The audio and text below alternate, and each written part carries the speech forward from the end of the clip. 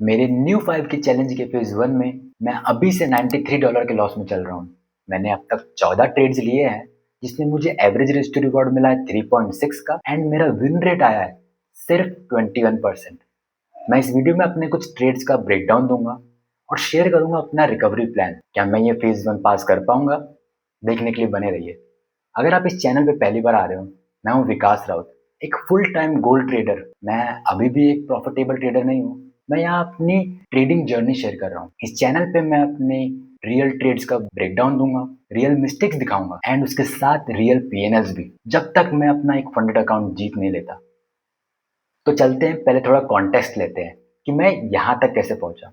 कुछ दिन पहले मैंने अपना एक 5K फंडेड अकाउंट ब्लो कर दिया था because of my own mistakes. मैंने उस चैलेंज में अपने टाइम विंडो के बाहर ट्रेड किया एंड मोमेंटम के साथ फाइट करने की कोशिश की and ultimately I blue the challenge. उसके बाद मैंने डिसाइड किया कि एक फ्रेश स्टार्ट करता हूँ on a new challenge with new set of rules. तो ये रहा वीक 1 का score card.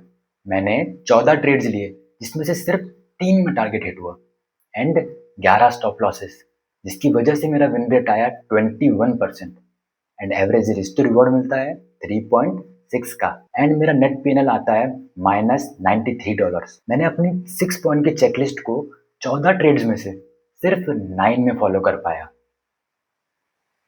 15 minute time frame में प्राइस ने चेंज ऑफ कैरेक्टर कर दिया है, जिसकी वजह से एक नया लोअर लो बनता है एंड प्राइस अभी करंटली डिमांड जोन में रेस्ट कर रहा है। तो मेरा एक प्लान बनता है कि प्राइस इस डिमांड जोन से एक रिएक्शन लेगा और इस जोन तक या कम से कम इस रेजिस्टेंस तक तो जाएगा ही। इसी चीज़ को मैं लोअर टाइम फ्रेम में जाके चेक करता हूँ। मैं क्या करूँगा कि यहाँ पर जो डिमांड जोन है इसको रिफाइन कर लेते हैं एंड लो टाइम फ्रेम में क्या देख सकते हैं, यहाँ डिमांड जोन से रिएक्शन मिला, मुझे यहाँ पे चेंज ऑफ कैरेक्टर देखने मिलता है, जिसकी वजह से ये हाई वीक हो जाता है एंड ये लो स्ट्रॉन्ग हो जाता है।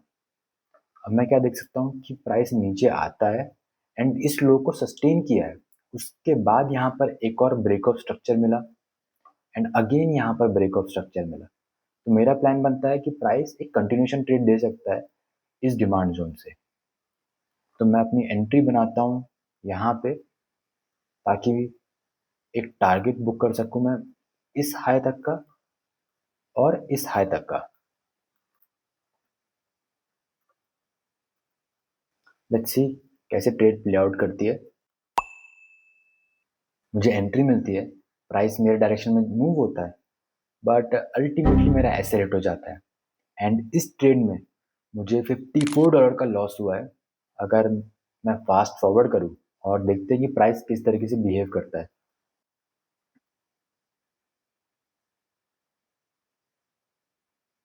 ओके, यहाँ पे ये लो फेल हो गया, मतलब बाइंग वीक होने की वजह से प्राइस यहाँ रेजिस्टेंस तक गया ही नहीं, उसके पहले ही फॉल आ गया एंड मेरा प्लान अल्टीमेटली फेल हो गया। अब आते हैं नेक्स्ट ट्रेड में। 15 मिनट टाइम फ्रेम में यहाँ चेंज ऑफ कैरेक्टर हो गया है, जिसकी वजह से प्राइस अप ट्रेंड में आ जाता है and higher high higher low का स्ट्रक्चर हमको देखने मिल रहा है एंड करंटली प्राइस अभी एक रेजिस्टेंस में है। यहाँ एक जोन भी बना हुआ है। इस जोन से क्या हो सकता है कि एक रिएक्शन हमको देखने मिल सकती है और वो रिएक्शन यहाँ इस लो की लिक्विडिटी को हंट कर सकती है। इसी चीज़ को हम लोअर टाइम फ्रेम में जाके देखते हैं एंड क्या देखने मिल रहा है कि प्राइस ने यहाँ चेंज ऑफ कैरेक्टर कर दिया है, जिसकी वजह से ये लो वीक हो गया है एंड ये हाई स्ट्रांग हो गया है। तो मैं क्या करता हूँ, यहाँ पे अपना एक सप्लाई जोन बनाता हूँ इस विक पे और एक शॉर्ट की एंट्री प्लान करता हूँ।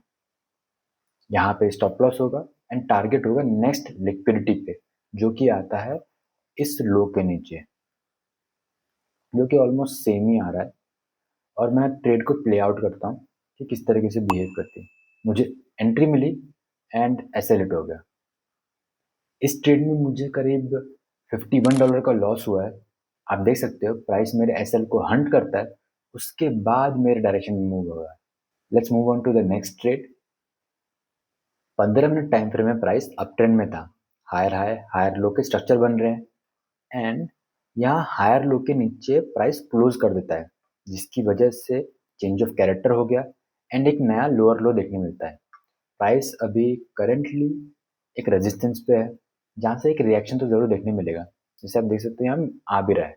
अब इसी चीज़ को हम लोअर टाइम फ्रेम में देखते हैं।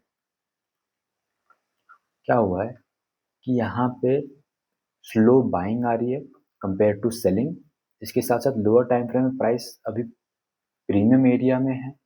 दो चीज़ देखने मिल रही है, प्राइस अभी प्रीमियम एरिया में है और एक रेजिस्टेंस में है।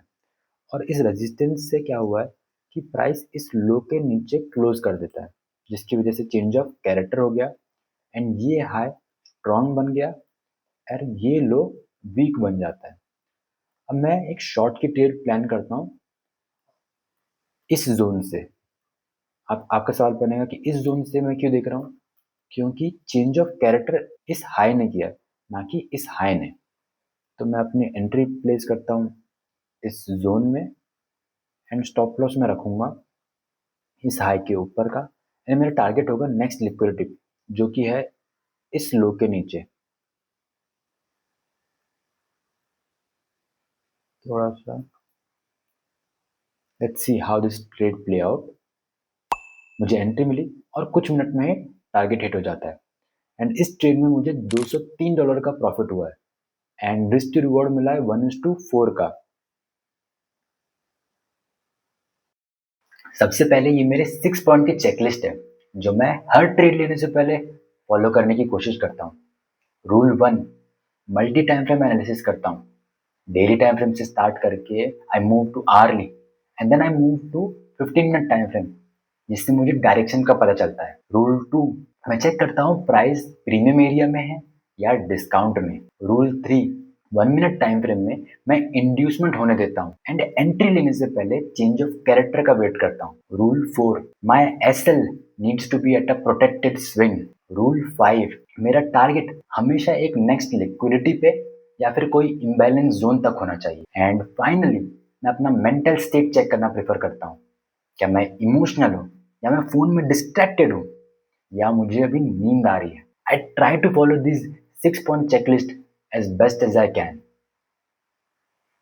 बट फर्स्ट वीक की रियलिटी चेक करते हैं कि मैं अपनी चेकलिस्ट को कितनी बार फॉलो कर पाया हूँ। मैंने एक बार प्रीमियम डिस्काउंट का रूल ब्रेक किया, प्राइस डिस्काउंट एरिया में एंटर ही नहीं हुआ और मैंने लॉन्ग पोजीशन की ट्रेड ले ली। मैंने 2 बार एसएल प्लेसमेंट में भी गलती की है। एक बार एसएल गलत लेवल पे प्लेस किया एंड दूसरी बार एसएल को बहुत ही जल्दी ट्रेल कर दिया। मैंने एक ट्रेड में इंड्यूसमेंट के बिना ही एंट्री ली और लॉस कर बैठा। एंड लास्टली वन ट्रेड में मैंने टारगेट बुक नहीं किया नेक्स्ट लिक्विडिटी पे। मेरे वीक 2 का रिकवरी प्लान सिंपल है, इन्हीं स्पेसिफिक प्रॉब्लम्स को फिक्स करना है। एंट्री से पहले इंड्यूसमेंट का वेट करना है एंड टारगेट को नेक्स्ट लिक्विडिटी या फिर किसी जोन पे बुक कर लेना है। No need to be greedy and SL को ट्रेल नहीं करना है और एसएल प्लेसमेंट में हमेशा एक ब्रीदिंग रूम छोड़ना है। एंड फाइनली अगर प्रीमियम डिस्काउंट की चेकलिस्ट भी अनटिक है तो भी ट्रेड नहीं करनी है। ये था मेरा फेज 1 का पहला वीकली रिव्यू। मैं अभी $93 के लॉस में चल रहा हूँ, but I know exactly what to fix. Next week आपको देखने मिलेगा कि ये रिकवरी प्लान का रिजल्ट क्या आता है। क्या मैं ये फेज 1 पास कर पाता हूँ? देखने के लिए सब्सक्राइब नाउ। मिलते हैं नेक्स्ट वीक।